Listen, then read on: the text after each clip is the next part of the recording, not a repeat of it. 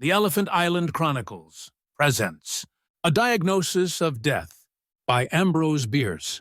Foreword by Gio Marron. Narration by 11 Labs. Foreword. In the shadowed corridors of both medicine and the supernatural, Ambrose Bierce's A Diagnosis of Death stands as a chilling exploration of the thin veil between life and the eerie silence of death. This tale, crafted with Bierce's characteristic blend of sharp wit and darker implications, invites readers into a brief yet profound inquiry into the enigmatic nature of death and the human soul. As Bierce artfully merges the clinical with the spectral, the story not only satirizes the medical expertise of its era, but also ventures into the profound philosophical territories of existential dread and the afterlife's ambiguity. A Diagnosis of Death is emblematic of Bierce's larger corpus, which often oscillates between the realms of the seen and the unseen, the known and the unknowable. This narrative, while succinct, is dense with the thematic complexities that invite us to question the certainties of our empirical trusts, such as science and medicine, against the uncharted waters of what we might fear or hope lies beyond. As you peruse the pages of this story, prepare to confront the dualities of existence and non-existence, and consider how often they might be, much like the story's own narrative heart, tragically and inextricably linked. Gio Marron. A Diagnosis of Death by Ambrose Bierce. I am not so superstitious as some of your physicians, men of science, as you are pleased to be called, said Hover, replying to an accusation that had not been made. Some of you, only a few, I confess, believe in the immortality of the soul, and in apparitions which you have not the honesty to call ghosts. I go no further than a conviction that the living are sometimes seen where they are not, but have been, where they have lived so long, perhaps so intensely, as to have left their impress on everything about them. I know, indeed, that one's environment may be so affected by one's personality as to yield long afterward an image of oneself to the eyes of another. Doubtless, the impressing personality has to be the right kind of personality, as the perceiving eyes have to be the right kind of eyes. Mine, for example. Yes, the right kind of eyes, conveying sensations to the wrong kind of brain, said Dr. Fraley, smiling. Thank you. One likes to have an expectation gratified. That is about the reply that I supposed you would have the civility to make. Pardon me, but you say that you know. That is a good deal to say, don't you think? Perhaps you will not mind the trouble of saying how you learned. You will call it an hallucination, Hover said, but that does not matter. And he told the story. Last summer I went, as you know, to pass the hot weather term in the town of Meridian. The relative at whose house I had intended to stay was ill, so I sought other quarters. After some difficulty, I succeeded in renting a vacant dwelling that had been occupied by an eccentric doctor of the name of Mannering, who had gone away years before. No one knew where, not even his agent. He had built the house himself, and had lived in it with an old servant for about 10 years. His practice, never very extensive, had, after a few years, been given up entirely. Not only so, but he had withdrawn himself almost altogether from social life and become a recluse.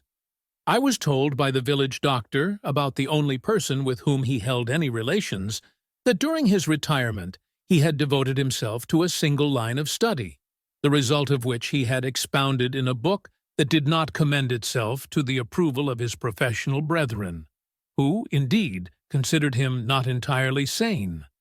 I have not seen the book and cannot now recall the title of it, but I am told that it expounded a rather startling theory. He held that it was possible, in the case of many a person in good health, to forecast his death with precision, several months in advance of the event. The limit, I think, was 18 months.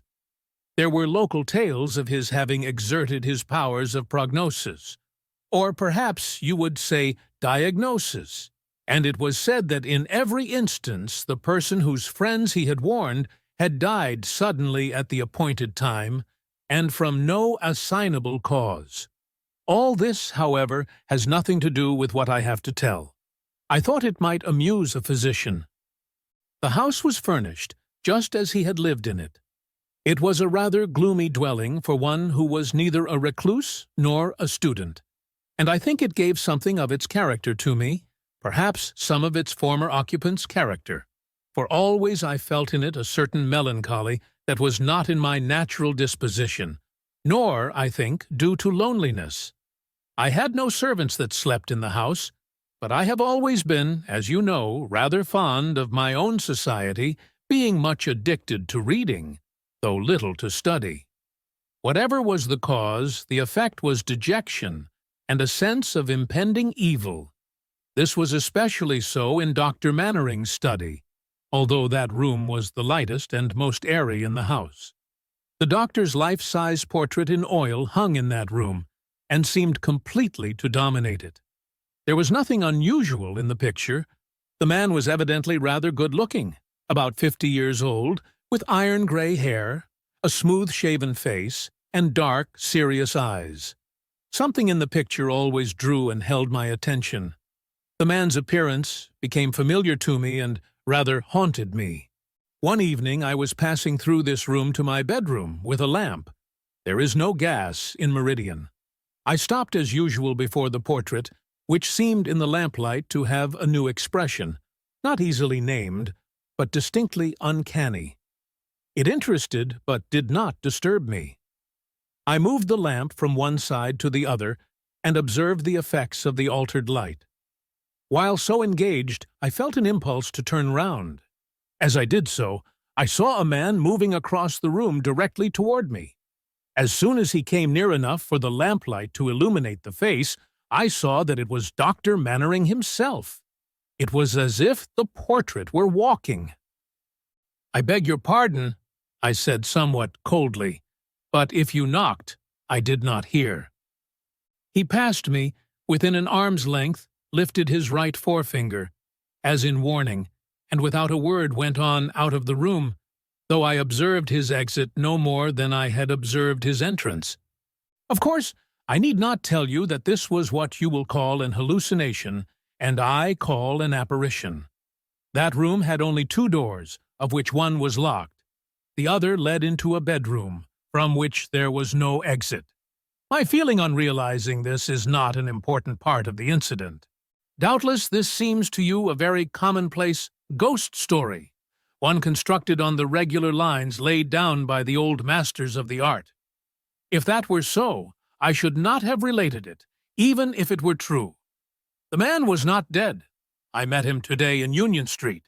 He passed me in a crowd. Hawver had finished his story, and both men were silent. Dr. Fraley absently drummed on the table with his fingers. "Did he say anything today?" he asked. "Anything from which you inferred that he was not dead?" Hawver stared, and did not reply. "Perhaps," continued Fraley, "he made a sign, a gesture, lifted a finger, as in warning. It's a trick he had, a habit when saying something serious, announcing the result of a diagnosis, for example." "Yes, he did, just as his apparition had done, but, good God, did you ever know him?" Hawver was apparently growing nervous. "I knew him.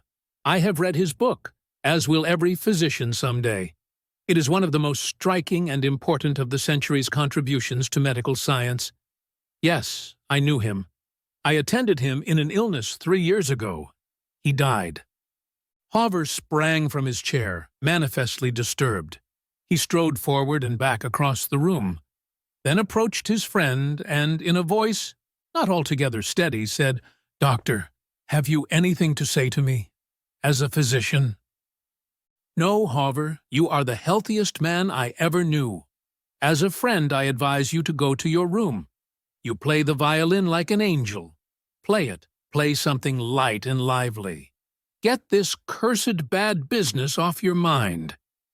The next day, Hawver was found dead in his room, the violin at his neck. the bow upon the strings. His music opened before him at Chopin's funeral march. The end. From all of us here at the Elephant Island Chronicles, we hope you have enjoyed this classic short story by Ambrose Bierce. Until next time, stay curious.